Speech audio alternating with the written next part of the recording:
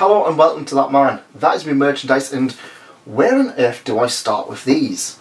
The Monogatari series has been going on for quite some time, and for newcomers it can be rather difficult to get into.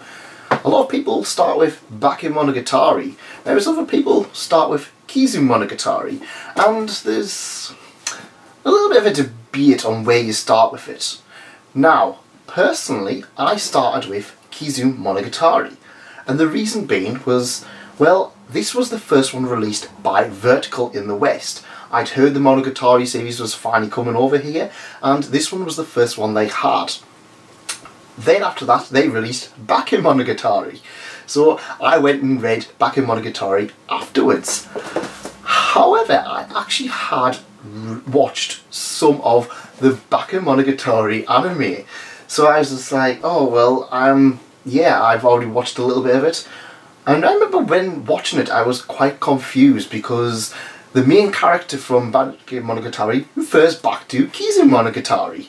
And I was just kind of like, oh, okay, so are we supposed to have read this one and understood this one before watching the anime because it keeps referring back to Bakemonogatari? No, apparently the way that you're supposed to read it is because, well, it unveils all of this stuff as it goes along and it makes it all a little bit more better. Personally, I think it's up to you guys. It's one of those things that you can read either one first. Like I said, I read this one first because it was the first one released. The author does see that it doesn't really matter where you start. As long as you start with either of these particular series, that's a good place to start. This one does take place before this one, and this one follows the whole of Kiss Shot Heart Underblade story, in which the main character Aragi encounters a vampire. It's quite a bit different from this actually. This one is Aragi as he goes across demons and helps a bunch of young girls as they face some of their inner demons and get a little bit better from them. It's interesting how different. This one is very much action orientated, and I would personally say if you read this one and enjoy it, that is not really giving you an idea of what Monogatari is like, because this one, and especially volume 2, it feels a lot different writtenly. This one is, like I said, it's action, but this one there's a lot of conversations. There's a lot of conversations. It's not so much action orientated. Where this one you're going to be seeing vampires punching holes through vampires and stuff like that.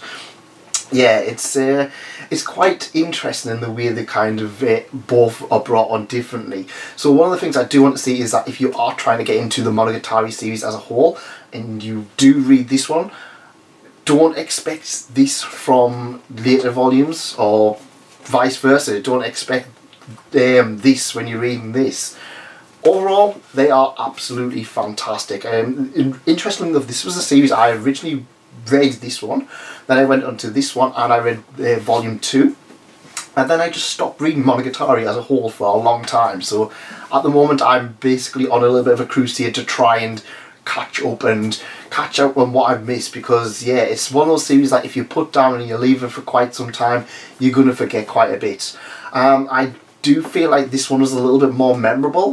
This one is a little bit more conversation orientated, so if you kind of forget a lot of the conversations, you've got to have forgot a lot of this, whereas this one, because it's action, I don't know, maybe it's just stuck out a little bit more for me. But the answer is, which one do you read first? This one was released first in Japan. This one was released first in the West.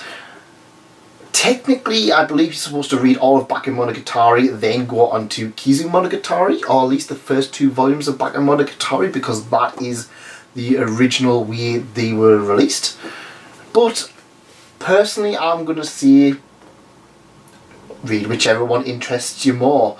Like I said, this one is a standalone tale and there's a lot more action with it.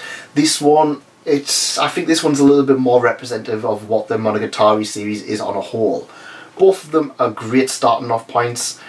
This one's going to fill in a lot of the gaps that you're going to be scratching your head with this one. But yeah, it's really up to you. It's one of those kind of conversations that people keep having. It's like, where do you start? And it's just like everyone's got an opinion. The author the author themselves said in this one, read whichever one you want to start with, as long as you start with either of the two. But let me know in the comments which one you would start with. And if you've enjoyed this, leave a like, consider subscribing, and I will see you next time. I will be fully doing 100% reviews on these in the upcoming weeks, so look forward to them. Thank you for coming, and thanks again for staying. Goodbye.